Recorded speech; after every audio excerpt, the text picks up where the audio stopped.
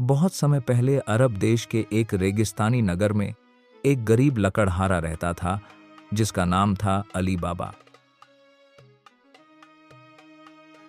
वह हर रोज जंगल से लकड़ियां काटकर बाजार में बेचकर अपनी गुजर बसर करता था। उसका घर मिट्टी का बना छोटा सा था और उसकी पत्नी बहुत ही सरल और दयालु थी। दोनों पति पत्नी मेहनत और ईमानदारी से जीवन गुजारते थे। एक दिन अली बाबा जंगल में लकड़ियां काट रहा था कि अचानक उसे घोड़ों की टापों की आवाज सुनाई दी। वह घबरा गया और पास के एक पेड़ के पीछे छिप गया। थोड़ी देर बाद उसने देखा कि काले कपड़ों में सजे 40 डाकू तेज घोड़ों पर सवार होकर आए।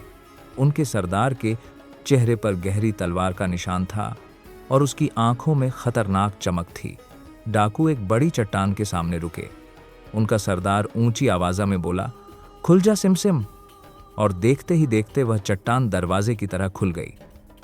डाकू अंदर गए और थोड़ी देर बाद बंद हो जा सिमसिम कहते ही वह चट्टान फिर पत्थर जैसी बन गई। यह सब देखकर अली बाबा की आंखें फटी की फटी रह गईं। जब डाकू चले गए तो उसने हिम्मत जुटाकर वही शब्द कहे, खुल जा सिमसिम, और दरवाजा खुल गया। अंदर कदम रखते ही उसकी आंखें चौंधिया गईं। सोने चांदी के ढेर, हीरे मोती से भरे संदूक और अनमोल जवाहरात हर तरफ चमक रहे थे। अली बाबा ने सोचा, लालच बुरी चीज है, जितना चाहिए उतना ही लूंगा। उसने कुछ सोने की मुद्राएं उठाईं और जल्दी से घर लौट आया। घर पहुंचकर उसने अपनी पत्नी को सब कुछ बताया। दोनों ने मिलकर तय किया कि खजाने को छुपा कर रखेंगे। लेकिन जब उसकी पत्नी ने पड़ोस से बांट उधार लिया तो एक सोने का सिक्का उस पर चिपक गया और यह राज अली बाबा के बड़े भाई कासिम को पता चल गया। कासिम अमीर और लालची था। उसने अली बाबा से जबरदस्ती गुफा का रहस्य उगलवा लिया।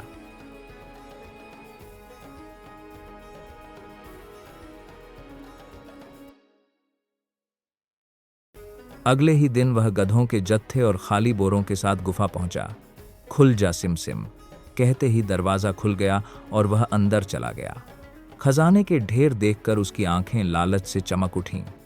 उसने जितना हो सका उतना सोना भर लिया, लेकिन बाहर निकलते समय जादुई शब्द भूल गया।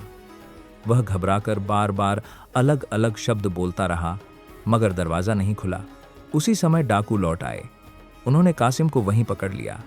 सरदार गरज कर बोला, हमारे खजाने को चुराने की सजा मौत है, और उन्होंने कासिम को खत्म कर दिया। जब कासिम वापस नहीं लौटा तो अली बाबा परेशान हुआ। सच्चाई जानकर उसका दिल टूट गया। इसी कठिन समय में सामने आई मोरजियाना, अली बाबा की नौकरानी। वह न सिर्फ वफादार थी बल्कि बेहद चतुर भी। उधर डाकू कासिम की मौत से समझ गए कि गुफा का राज किसी और को भी पता है। उन्होंने नगर में छानबीन शुरू की।